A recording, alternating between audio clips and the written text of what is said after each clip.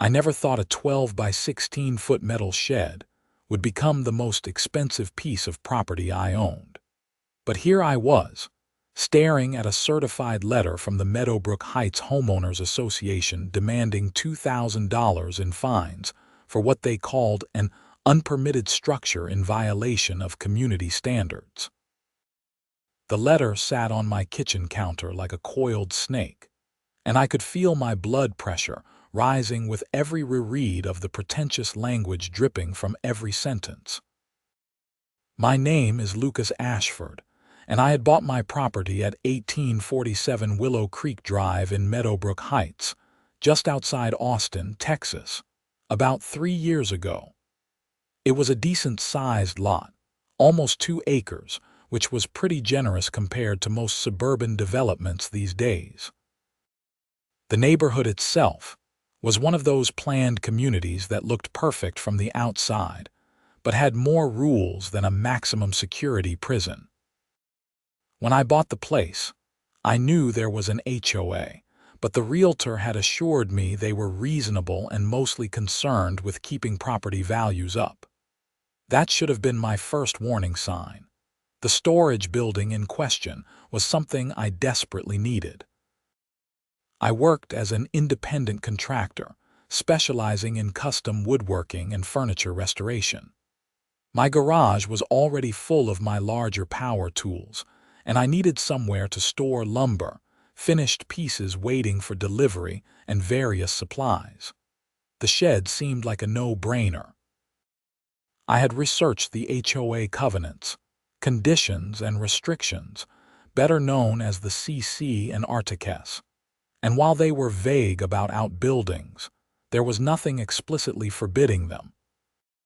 The document stated that any structure had to be aesthetically compatible with the neighborhood and not visible from the street. My property sat at the end of a cul-de-sac, and the back portion where I planned to put the shed was heavily wooded and completely invisible from any road or neighboring property. I had even gone to the county and pulled the proper permits, paid my fees, and had the thing inspected after installation. Everything was by the book. The shed itself was nice, not some rusty corrugated metal eyesore. It had vinyl siding that matched my house, a proper shingled roof, and I had even added trim around the doors to make it look more finished. It sat on a gravel pad with proper drainage, tucked back among the oak trees where nobody could see it unless they specifically walked onto my property looking for it. That was 6 months ago. The shed had been sitting there without incident until last Tuesday when I came home from a job to find a notice zip tied to my front door handle.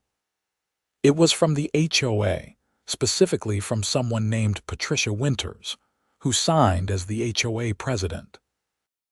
The notice informed me that my storage building was in violation of Section 7, Paragraph 3 of the CC and Articles, which I needed to check because I had read that section multiple times and still did not see how I was in violation. I dug out my copy of the CC and Articles that night and read through Section 7, Paragraph 3 again.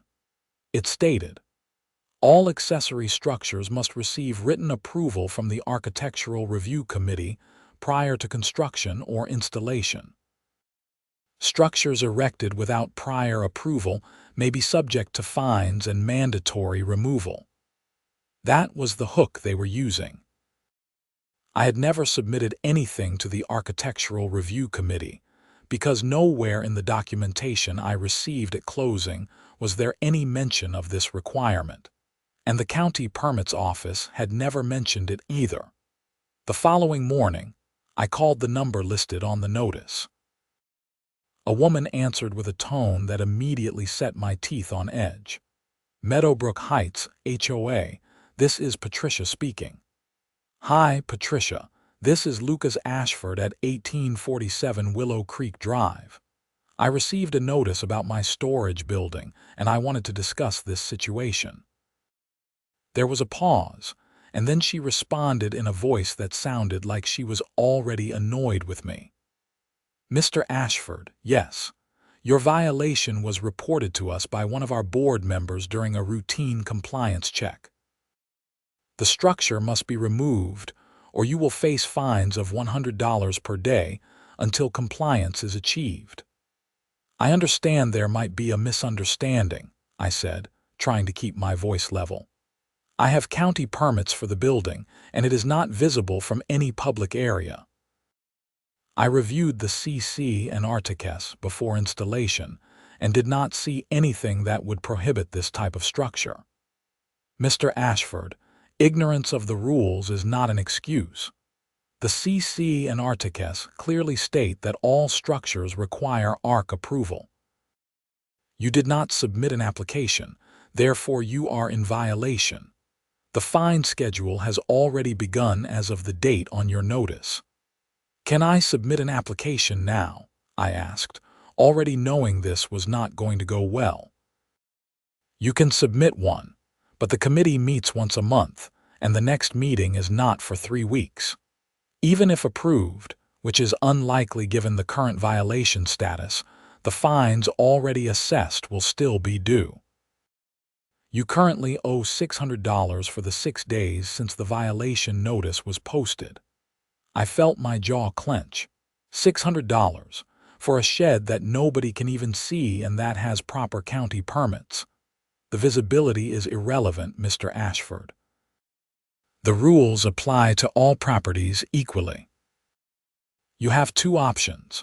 Remove the structure immediately and pay the accrued fines, or keep it and continue to accumulate fines until the ARC meeting, at which point they will almost certainly deny your application given your flagrant disregard for community standards. Flagrant disregard. I had built a shed on my own property behind my house, where nobody could see it, with proper permits, and somehow I was flagrantly disregarding community standards. I would like to appeal this decision, I said. You may submit a written appeal to be heard at the next board meeting, which is 5 weeks away. However, fines will continue to accumulate during the appeal process. Is there anything else I can help you with today? The fake sweetness in her voice made me want to throw my phone across the room, but I kept my cool. No, thank you. I spent the rest of that day researching HOA laws in Texas. What I found was not encouraging.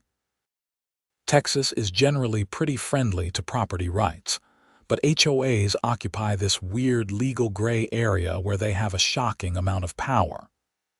As long as their rules are in the CC and Articus, and you signed them when you bought the property, they can pretty much enforce whatever they want, within reason.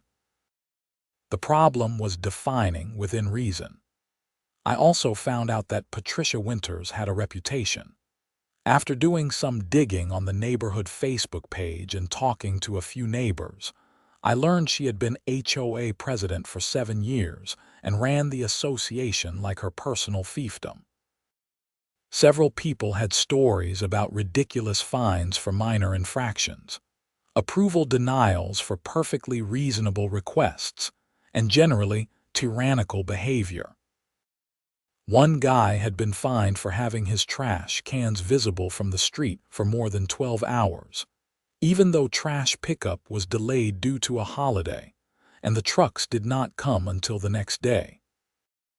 Another family had been denied permission to install solar panels because they would be visually inconsistent with the neighborhood aesthetic, despite the fact that 3 other houses had solar panels installed before Patricia took over. The common thread in all these stories was that fighting her was expensive and time-consuming. She had the HOA's legal fund at her disposal, which came from everyone's dues, while homeowners had to pay out of pocket for attorneys. Most people just gave up and did whatever she demanded. But I am not most people. I decided to go see Patricia in person. The HOA office was actually just her house, which she had converted part of into an office space.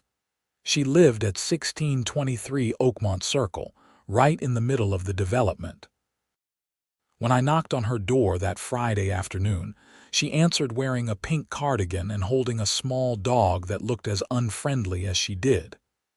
"Mr. Ashford," she said, not inviting me in. "This is not appropriate. All HOA business must be conducted through official channels." "I just want to have a conversation about this situation," I said. "Surely we can work something out that makes sense. The shed is not hurting anything or anyone." She adjusted her grip on the dog, which was growling at me. "The rules exist for a reason, Mr. Ashford. If we allow one person to bypass the approval process, then everyone will think they can do whatever they want. Where does it end? Soon people will be parking RVs in their driveways and painting their houses purple. I am not asking to paint my house purple. I am asking for some reasonable consideration for a storage building that I need for my business, and that is completely out of sight. Then you should have submitted the proper paperwork before building it. Now, if you will excuse me, I have other matters to attend to." She started to close the door. "The fines are excessive," I said quickly. $100 a day for a minor paperwork issue. Take it up with the board at the next meeting." "Good day, Mr. Ashford." The door clicked shut. I stood there for a moment, staring at the wreath hanging on her door, feeling a level of frustration I had not experienced in years. This woman was going to fine me into submission over a shed that harmed absolutely nobody and existed on my property, out of sight, with proper governmental permits. The injustice of it burned in my chest. Over the next week, I tried every reasonable avenue I could think of.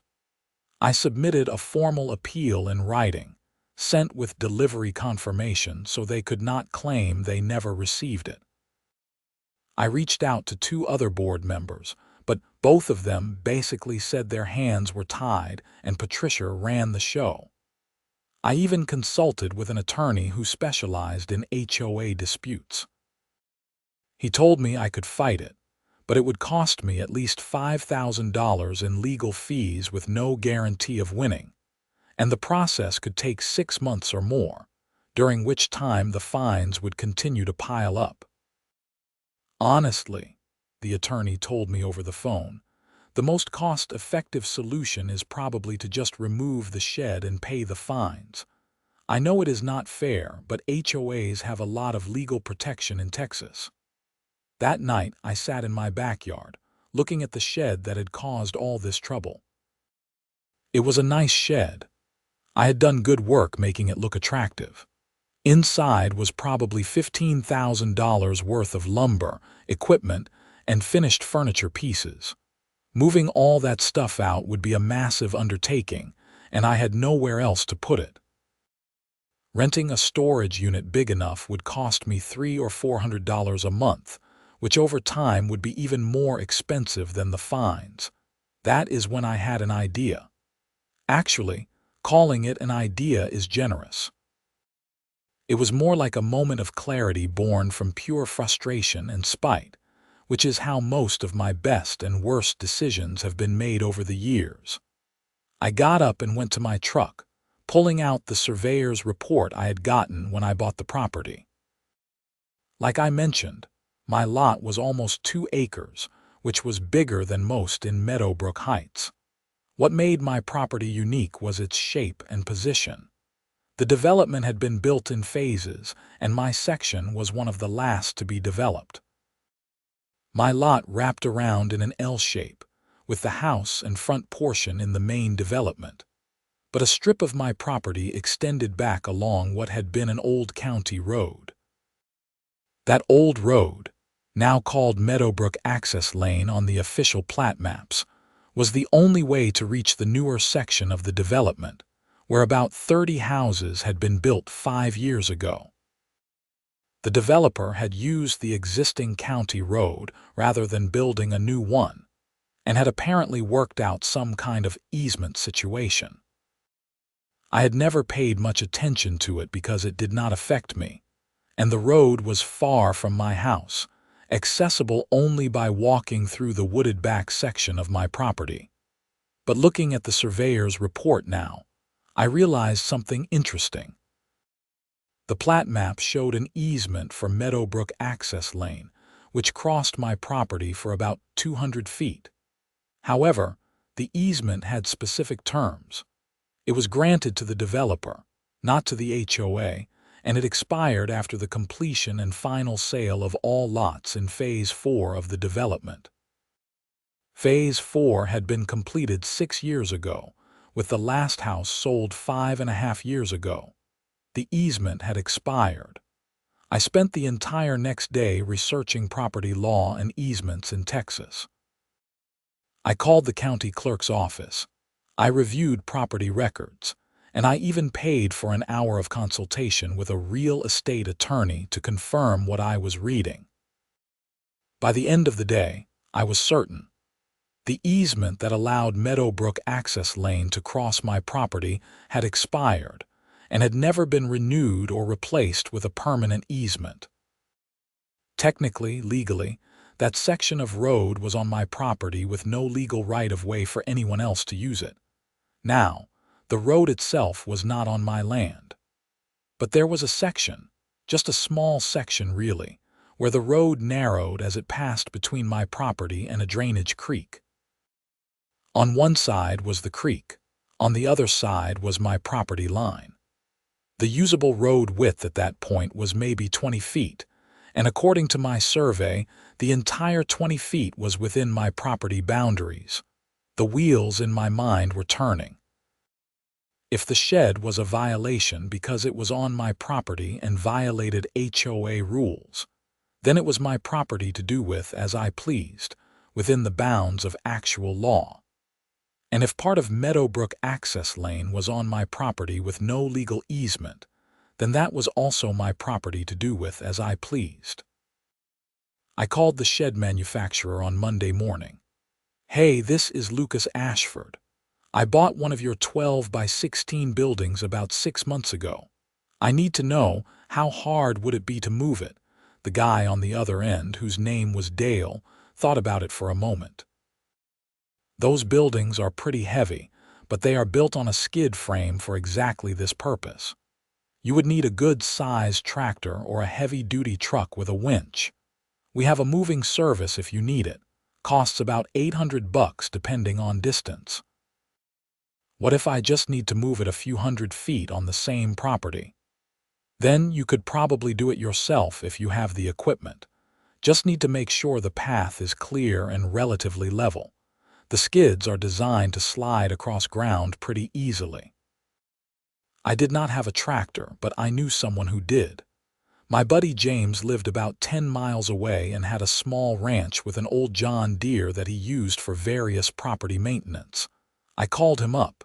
"James, I need to borrow your tractor for a day, and maybe your help. What are you doing?" he asked, immediately suspicious because he knew me well enough to know I usually did not ask for help unless I was up to something. "Moving my shed." "Did not you just build that thing?" "Long story. My HOA is being ridiculous." "I will explain when you get here, but I promise it will be worth your time. I will buy you dinner and beer for a month." He agreed, because James was a good friend and also because he loved any excuse to use his tractor. On Wednesday morning, James showed up with his tractor on a flatbed trailer. I had spent the previous day clearing a path through the woods from my backyard to the section of Meadowbrook Access Lane that was on my property. It was not easy work, trimming back brush and small trees, making sure there were no stumps or rocks that would cause problems, but I got it done. "Okay, now explain to me what is happening," James said as he unloaded the tractor. "Why are we moving your shed through the woods?" I explained the whole situation, the HOA fines, Patricia's attitude, the expired easement, and my plan.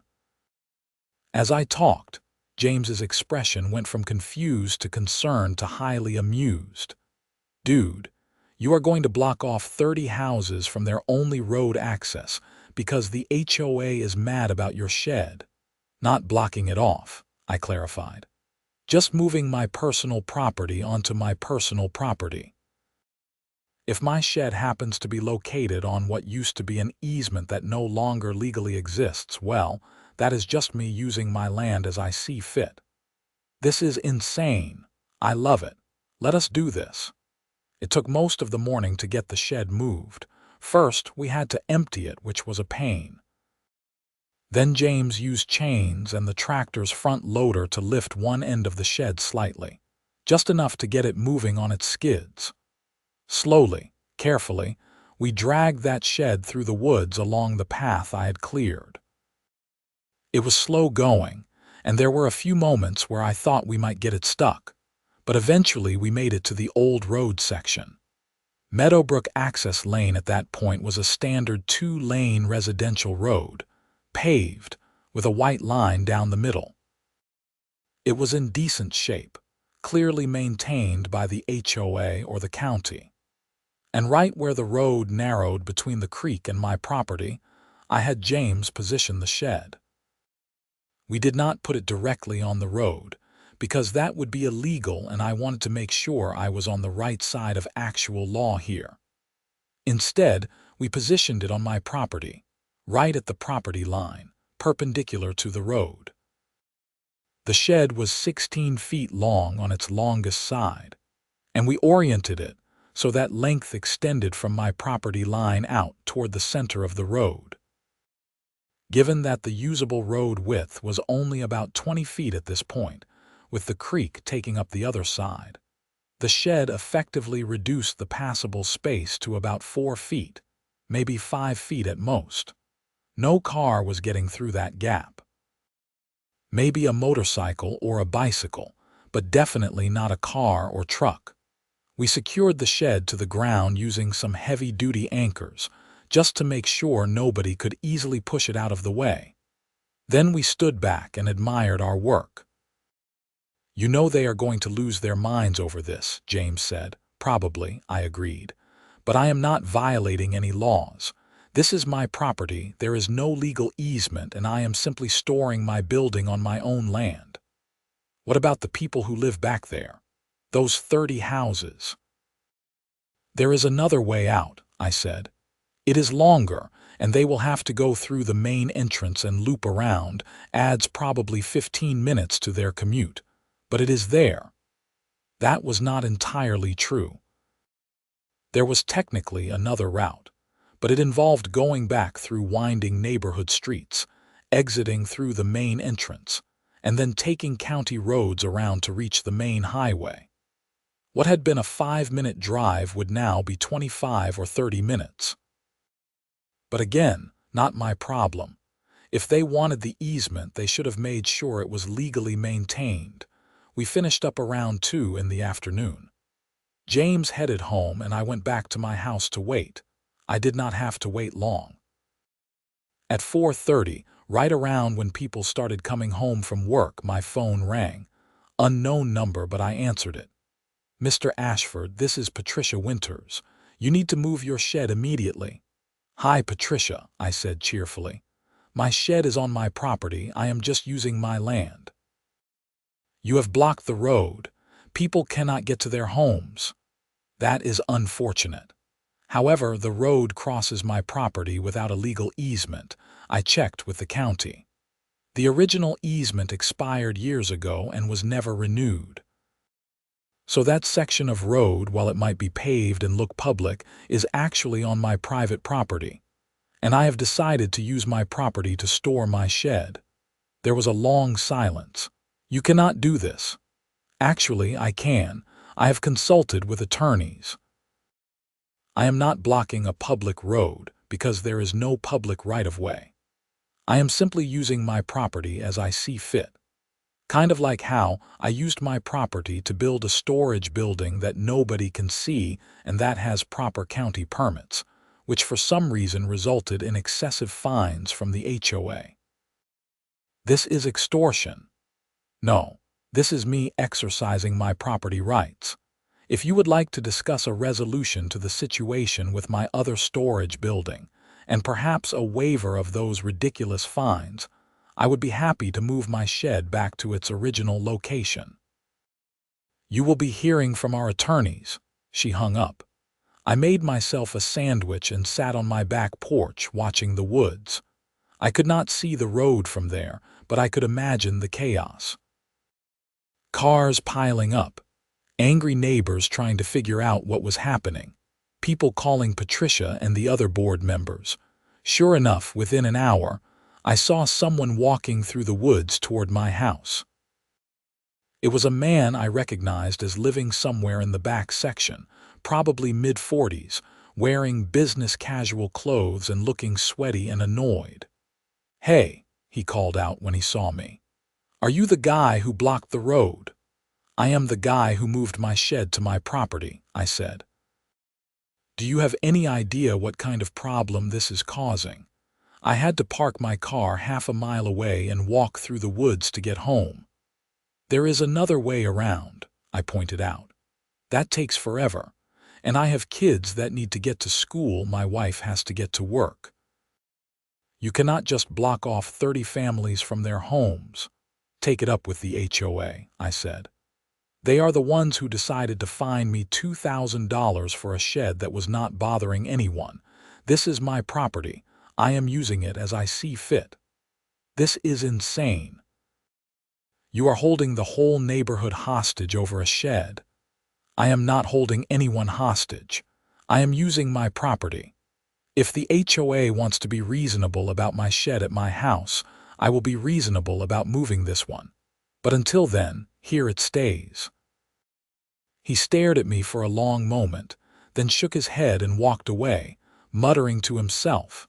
The next morning, I had a visit from the sheriff's department. A deputy named Rodriguez pulled up in his patrol car and knocked on my door. "Mr. Ashford, I need to talk to you about a complaint we received regarding a blocked roadway." I invited him in and explained the entire situation. I showed him my surveyor's report, the property records I had pulled from the county, the documentation showing the expired easement, and the original HOA violation notice and fine schedule for my other shed. Deputy Rodriguez looked over everything carefully. "So let me make sure I understand. The HOA fined you for a shed on your property, and in response, you moved that shed to a different part of your property, which happens to block what looks like a road but is technically on your land with no legal right-of-way." "That is correct." He scratched his head. "And you have confirmed with attorneys that there is no valid easement?" "Yes, sir. I have documentation from a real estate attorney confirming that the original easement expired, and there is currently no legal right-of-way across that section of my property." "Okay," he said slowly. "So this is a civil matter, not a criminal one. You are not blocking a public road or violating any laws. This is a dispute between you and your HOA about property rights and easements." "Exactly. But you understand this is causing problems for a lot of people." "I do," I said. "And I feel bad about that. But I have tried every reasonable avenue to resolve my issue with the HOA, and they have been completely unreasonable. This is the only leverage I have." Deputy Rodriguez closed his notepad. "All right. I cannot force you to move your shed if it is on your property and there is no legal easement. But I strongly encourage you to work this out with your HOA as quickly as possible. We have gotten multiple complaints, and while this might be legal, it is certainly creating a public disturbance." "I understand, Deputy. I am ready to resolve this as soon as the HOA is willing to be reasonable." After he left, I felt a little bit guilty. I genuinely did not want to cause problems for my neighbors, many of whom were perfectly nice people who had nothing to do with the HOA's decision to fine me. But I also knew that sometimes you have to make noise to be heard, and the HOA had left me no other choice. By that afternoon, my phone was ringing constantly. Some calls were from angry neighbors, some were from Patricia and other board members, and a few were from people who thought what I was doing was hilarious and offered their support. I let most of them go to voicemail. The one call I did answer was from a board member named Susan Ellis. Unlike Patricia, Susan sounded calm and reasonable. "Mr. Ashford, I understand your frustration with the situation. I want you to know that not everyone on the board agreed with the way your shed violation was handled. Can we meet and discuss a possible resolution?" That was promising. "Sure, I am willing to talk." We agreed to meet at a coffee shop in town that evening. Susan turned out to be a woman in her late 50s, retired, with a friendly demeanor that was the complete opposite of Patricia's aggressive hostility. "Look," she said after we sat down with our coffees, "Patricia runs the HOA like she is running for dictator. Most of the board is afraid to stand up to her because she has been president forever and knows all the rules inside and out. But this situation with your shed is ridiculous, and now you have blocked off 30 houses, which is also ridiculous. We need to find a way to fix this." "I agree," I said. "I never wanted any of this. I just wanted to have a storage building for my business." I saw the pictures that were submitted with the violation report. Your shed is nice looking and completely hidden. If you had submitted it for approval, I would have voted to approve it. The problem is the process. Patricia is very strict about following the process, even when the process does not make sense. So what is the solution? Susan thought about it for a moment. "Here is what I can do. I can call an emergency board meeting for tomorrow night. At that meeting, I will make a motion to retroactively approve your original shed and waive all fines. If that passes, which I think it will because the other board members are getting hammered by angry homeowners who cannot get to their houses, will you move your shed back?" "Immediately," I said. "I will have it moved back to my house within 24 hours of receiving written confirmation that my original shed is approved and the fines are waived." "Deal," she said, extending her hand. We shook on it, and I felt a wave of relief. This was going to work out, or so I thought. The emergency board meeting was held Thursday evening at the community center, building near the main entrance of the development. As a property owner, I had the right to attend, so I showed up at 7 o'clock sharp. The room was packed with angry homeowners, most of them from the back section who were affected by the blocked road. Patricia sat at the front table with 4 other board members, including Susan. Patricia called the meeting to order and immediately launched into a speech about how my actions were unacceptable and damaging to the community. "Mr. Ashford has taken it upon himself to hold this entire neighborhood hostage over a minor violation. This kind of behavior cannot be tolerated and sets a dangerous precedent. If we give in to his demands, what is to stop every homeowner from blackmailing the HOA whenever they do not like a decision?" Several people in the crowd shouted in agreement, though I noticed many others stayed silent or looked uncomfortable. Susan raised her hand. "Madam President, I would like to make a motion." Patricia looked annoyed but nodded. "Go ahead." "I move that we retroactively approve Mr. Ashford's original storage building and waive all associated fines, in exchange for his immediate removal of the building currently blocking Meadowbrook Access Lane." "I second that motion," said another board member, a man named Greg. Patricia's face turned red. "This is ridiculous. We cannot just cave to his demands. Madam President, with all due respect, this situation is costing our homeowners time and money every day. Multiple people have missed work, school buses cannot reach the back section, and we have had multiple complaints filed with the county sheriff. We need to resolve this quickly," Susan said. "Then he should move his shed first, and then we can discuss his violation through the proper channels." "He tried that already," Susan countered.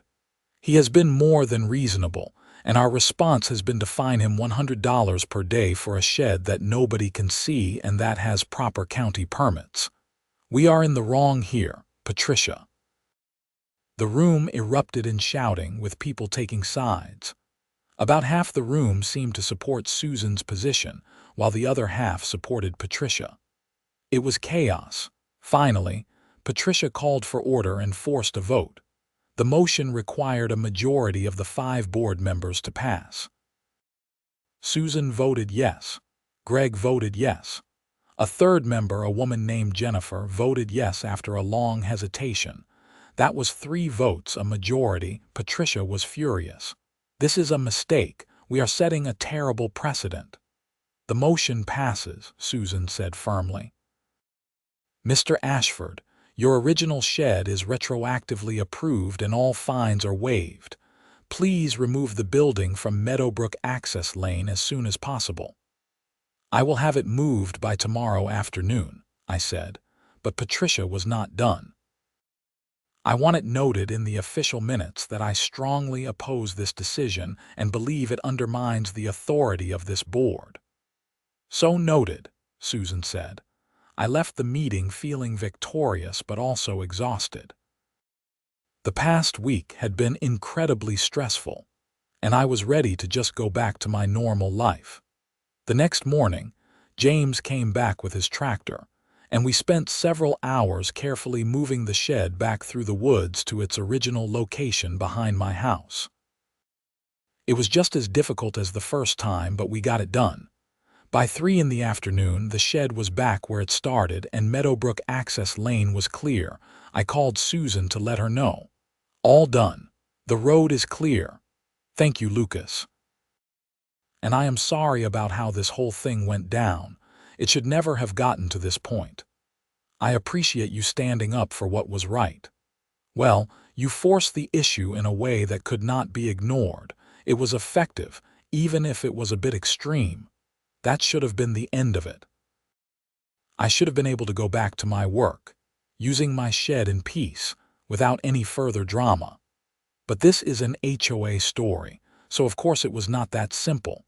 About 2 weeks later, I received a letter in the mail from an attorney representing the Meadowbrook Heights HOA.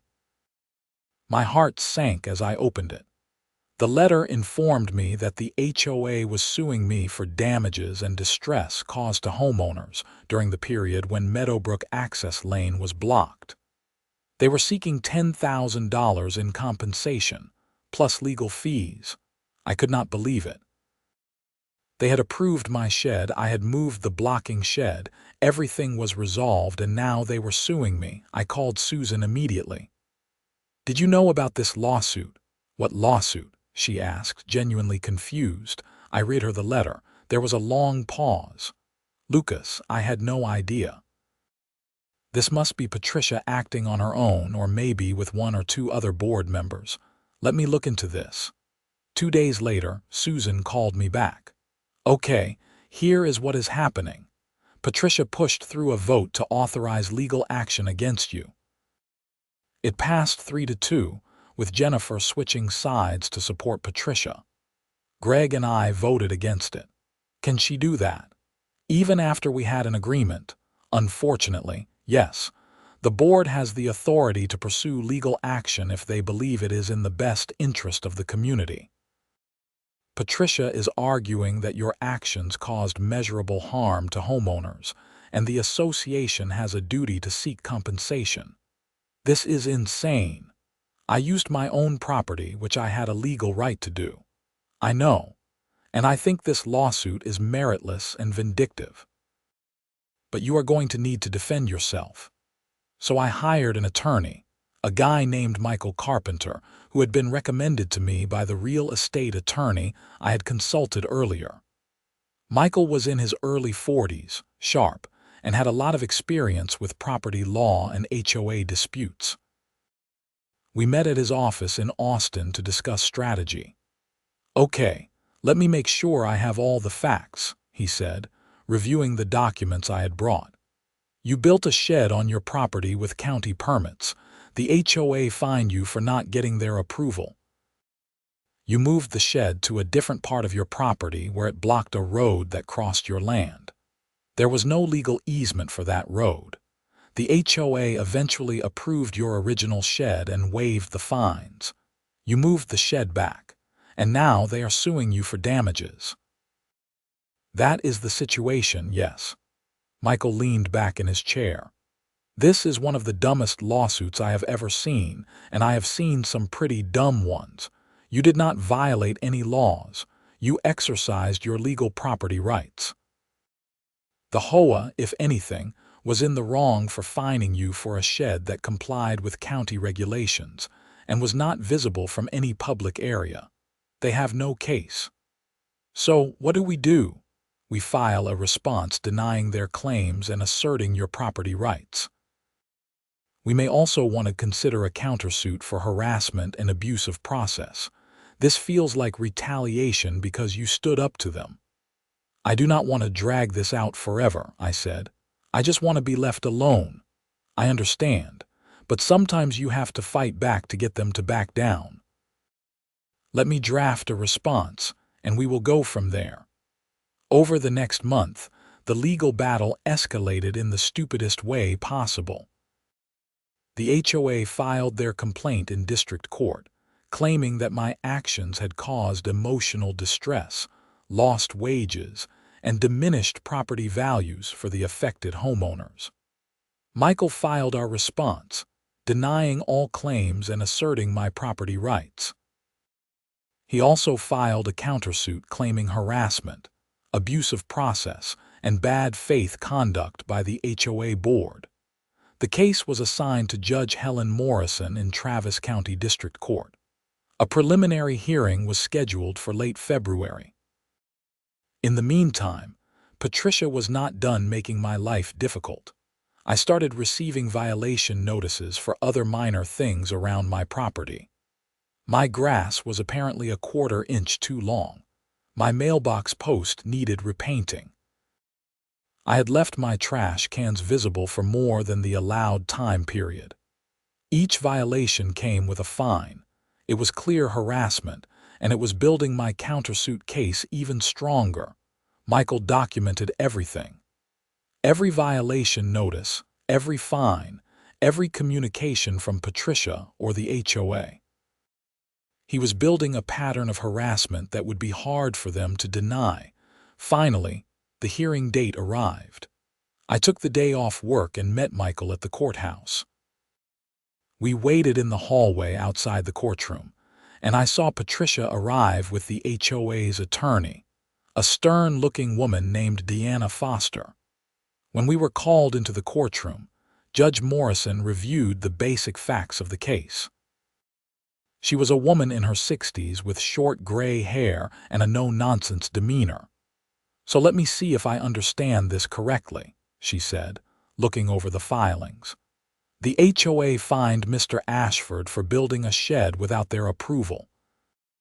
Mr. Ashford moved the shed to a different location on his property that happened to block a road, but that road had no legal easement to cross his property.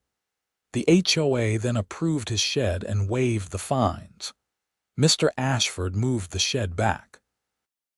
And now the HOA is suing Mr. Ashford for damages related to the time the road was blocked. Is that accurate?" "Yes, Your Honor," Deanna Foster said. "And Mr. Ashford has filed a countersuit for harassment and bad faith conduct." Counselors, I have to say, this seems like a mess that should have been resolved without involving the court system. "Your Honor, my client exercised his legal property rights," Michael said. "The HOA created this situation by imposing unreasonable fines for a structure that complied with all county regulations and was not visible from any public area. When Mr. Ashford used the only leverage he had to negotiate a reasonable resolution, the HOA retaliated with this meritless lawsuit." "Your Honor, Mr. Ashford's actions caused significant hardship for numerous families," Deanna countered. "Regardless of the technical legality of his property use, His conduct was undertaken with the specific intent to harm and coerce, which crosses the line into tortious conduct. Judge Morrison thought about this for a moment. Here is what I am going to do. I am ordering mediation before this goes any further. Both parties are going to sit down with a neutral mediator and work out a resolution. If mediation fails, we will proceed to trial, but I strongly encourage you to settle this like adults. This is a dispute between neighbors that has gotten completely out of hand. A mediation date was set for 3 weeks later. Michael told me this was actually good news. Judges hate HOA cases, he explained. They are petty, expensive, and clog up the court system. The fact that she is pushing hard for mediation means she thinks the HOA's case is weak, and she does not want to waste time on a trial. The mediation was held at a neutral location, a conference room in a law office in downtown Austin.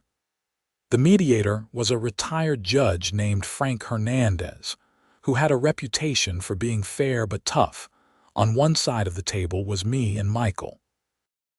On the other side was Patricia, another board member named Robert, and their attorney Deanna. Susan was notably absent, which I found interesting. Judge Hernandez started the session by laying out the ground rules. We are here to find a resolution that both parties can live with. I have reviewed the case files, and frankly, I think both sides have valid points and both sides have made mistakes. The goal today is to find a middle ground. Patricia immediately launched into a speech about how I had endangered people and violated the spirit of community living. I could see Judge Hernandez was not impressed. Mrs. Winters, I understand your perspective, but let me ask you this. Do you acknowledge that Mr. Ashford had a legal right to place his property on his land given that there was no valid easement? Patricia hesitated. Technically, yes, and do you acknowledge that the original fines imposed on Mr. Ashford for his shed were perhaps excessive given that the structure complied with county regulations and was not visible? The rules require approval, Mrs. Winters. I am asking if you acknowledge the fines were excessive. She pressed her lips together. They were within the bounds of our CC and Artiques. That is not what I asked. This went on for about an hour, with Judge Hernandez picking apart the HOA's position piece by piece. Eventually, he asked to speak with each party separately. When he met with us alone, he was blunt. Look, you have a strong case. I think you would win at trial, but trials are expensive and time-consuming. The HOA has insurance and a legal fund. They can drag this out for a year or more if they want to be stubborn. What is your goal here? I just want to be left alone, I said. I want the lawsuit dropped, I want the harassment to stop, and I want to use my shed without any more problems. Reasonable. Let me talk to them. After about 30 minutes, Judge Hernandez brought us back together. Here is my proposal, he said. The HOA drops the lawsuit against Mr. Ashford with prejudice, meaning it cannot be refiled. All violation notices issued to Mr. Ashford after the original shed approval are rescinded, and any associated fines are waived. Mr. Ashford drops his countersuit. Both parties release each other from any further legal claims related to this matter. Additionally, the HOA agrees to grant Mr. Ashford a 10-year exemption from standard ARC review processes for reasonable property improvements, subject to county permit requirements. Patricia looked like she had swallowed a lemon. That is unacceptable. We cannot give one homeowner special treatment. Then we go to trial, Michael said simply, and we will argue bad faith, harassment, and abuse of process. We will subpoena all HOA records showing similar violations that were not fined. We will depose board members about their personal motivations. And we will ask for attorney's fees and punitive damages. Deanna leaned over and whispered something to Patricia. After a tense moment, Patricia nodded stiffly. We accept the mediator's proposal. Judge Hernandez drew up the settlement agreement right there, and everyone signed it. Just like that, the legal battle was over. As we left the mediation, Michael clapped me on the shoulder. "That went better than I expected. You got everything you wanted." "Yeah," I said, "but it should never have gotten to this point in the first place. Welcome to HOA living." The story should end there, with a nice, tidy settlement and everyone moving on with their lives. But there is a bit more to tell, because Patricia was not quite done yet. About a month after the mediation, I heard through the neighborhood grapevine that there was going to be an HOA board election. Susan was running for president, opposing Patricia for the first time in 7 years. Apparently, the whole lawsuit situation had motivated several homeowners to get involved in HOA politics, and there was a genuine movement to remove Patricia from power. I did not get too involved, but I did vote when the ballots were mailed out. From what I heard, it was not even close. Susan won by a landslide, and 2 of Patricia's allies on the board were also voted out and replaced with new members who wanted to reform how the HOA operated. At the first meeting under Susan's leadership, which I attended out of curiosity, one of the first orders of business was a comprehensive review of the CC and RTKS and enforcement policies. They formed a committee to recommend changes that would make the rules more reasonable and the enforcement less draconian. They also addressed the easement issue. Turned out, the expired easement for Meadowbrook Access Lane was a ticking time bomb that nobody had paid attention to. If I had not brought it up in such a dramatic fashion, it could have become a serious problem down the road. The new board worked with a real estate attorney to properly establish a permanent easement, which required getting my permission and signature since it crossed my land. I agreed, on the condition that the HOA pay for a survey to make sure the easement was properly documented, and that I received a token payment of $1, which made the easement legally binding. They agreed, we signed the paperwork, and the road access was secured for the future. As for Patricia, she disappeared from HOA activities completely. I saw her around the neighborhood occasionally, but she never made eye contact or acknowledged me. I heard from Susan that Patricia was bitter about losing the election and blamed me for ruining her reputation. I did not feel too bad about that. Life went back to normal, or as normal as it could be living in an HOA community. I used my shed without any further issues. My business continued to grow, and I even took on a few custom projects for other homeowners in Meadowbrook Heights who saw my work and liked it. About 6 months after the election, I was working in my shop when I heard a knock on my front door. It was Deputy Rodriguez, the same sheriff's deputy who had come out during the road blocking incident. "Mr. Ashford, I wanted to follow up with you on something," he said. "We have been investigating some financial irregularities in your HOA, and your name came up during the investigation."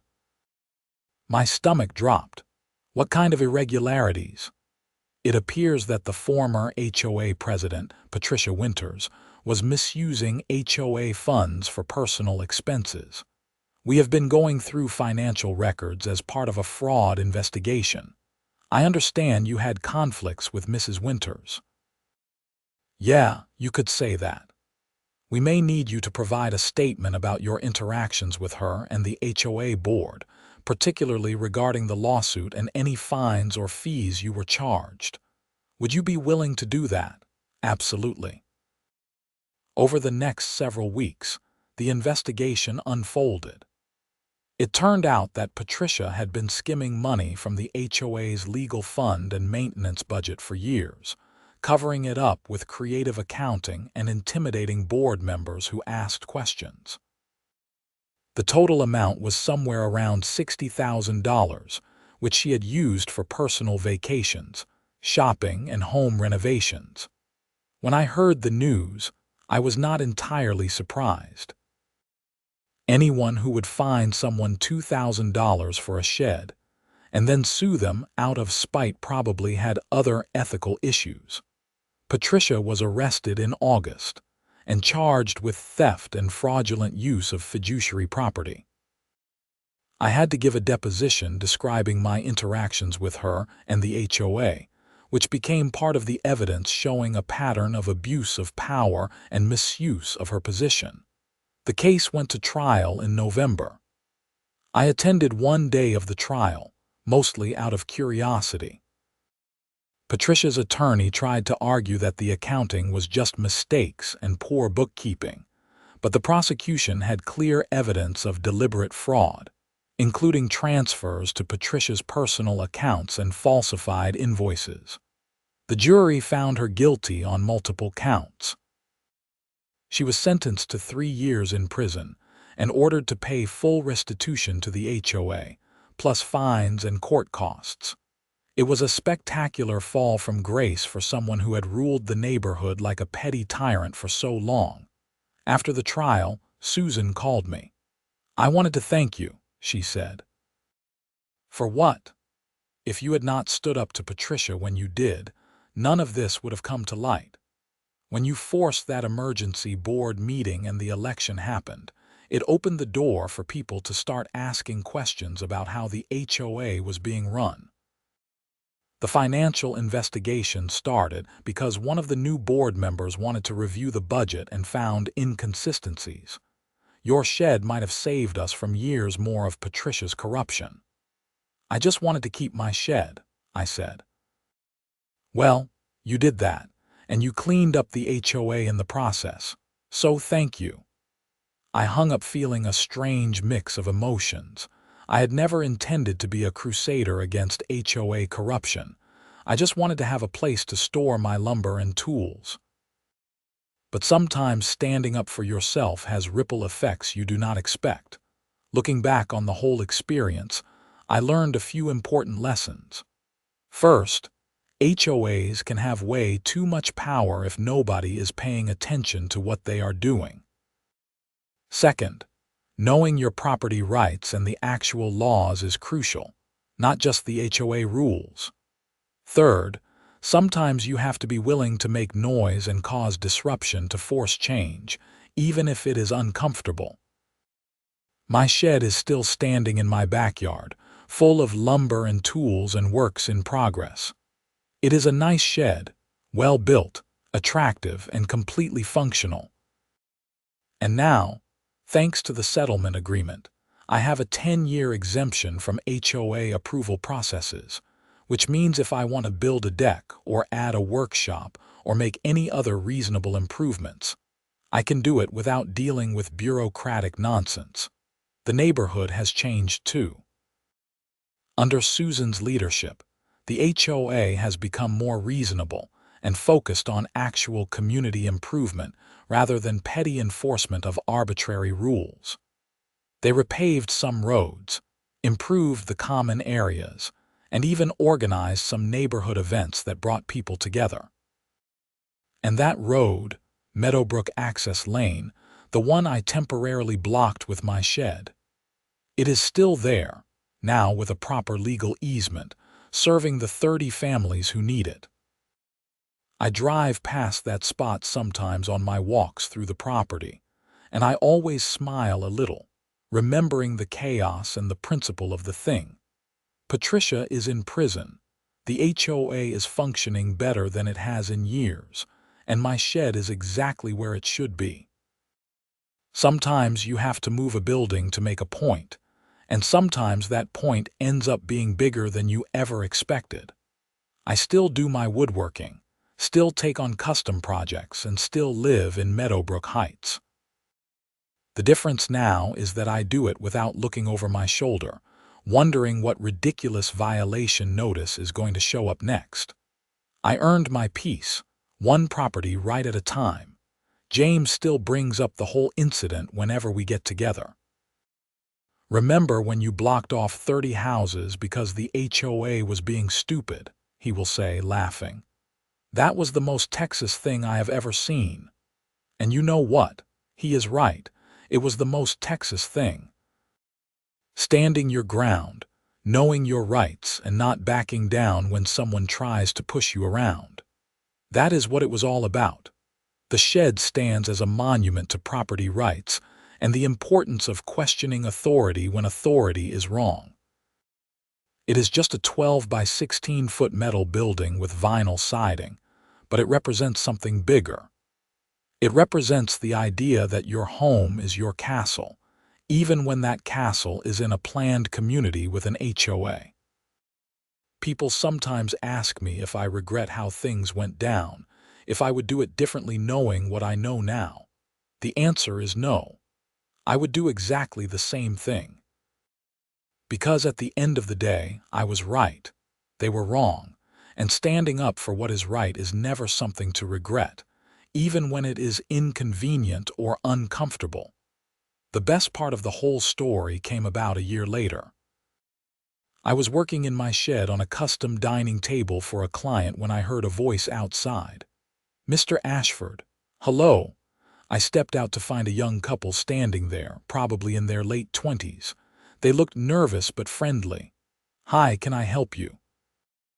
"We are thinking about buying a house in this neighborhood," the man said. "We heard you had some issues with the HOA a while back, and we wanted to ask you about it before we made a decision." I invited them to sit on my back porch, and I told them the whole story. They listened intently, asking questions here and there. When I finished, they looked at each other and smiled. "So the HOA is under new management now and they are actually reasonable?" the woman asked. "Yeah, completely different from what it was. Susan runs it well and they have reformed a lot of the policies." "And you stood up to them and won?" "Eventually, yeah." The couple thanked me and left. A few weeks later, I saw a moving truck at a house 3 streets over. It was the same couple. They had bought a house in Meadowbrook Heights. The guy saw me driving past and waved me down. "Hey, Mr. Ashford, we wanted to thank you. Hearing your story actually convinced us this was a good place to buy. If the HOA is reasonable now, and people like you live here who will stand up for what is right, that is the kind of community we want to be part of." That moment right there made everything worthwhile. All the stress, all the legal battles, all the conflict, it was worth it to know that the neighborhood was better for what had happened. My shed still sits behind my house, tucked among the oak trees, invisible from the street, exactly where it should be. Inside are the tools of my trade, the materials for my projects, and the physical proof that sometimes, just sometimes, the little guy can win against bureaucratic nonsense. And if you ever find yourself in a situation where an HOA is being unreasonable, remember this story. Know your rights, document everything, and do not be afraid to stand your ground. Your property is yours and nobody, not even an HOA, has the right to abuse their authority. The shed saved me in a way. It gave me something worth fighting for and showed me that principles matter more than convenience.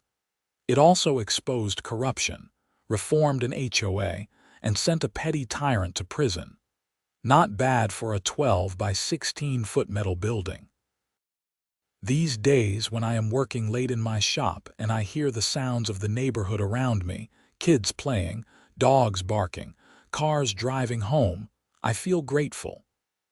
Grateful for my property, grateful for my rights, grateful for the shed that started it all. And every time I see someone from the back section of the neighborhood driving down what used to be a contested access road, I remember that sometimes making a point requires making a mess. But if you are right and you stand firm, the mess eventually gets cleaned up, and what remains is justice and a better community. That is the story of how my storage building became the most important structure I ever built, not because of what it held, but because of what it represented. Property rights matter. Standing up to bullies matters. And sometimes, moving a shed can move a whole lot more than just a building.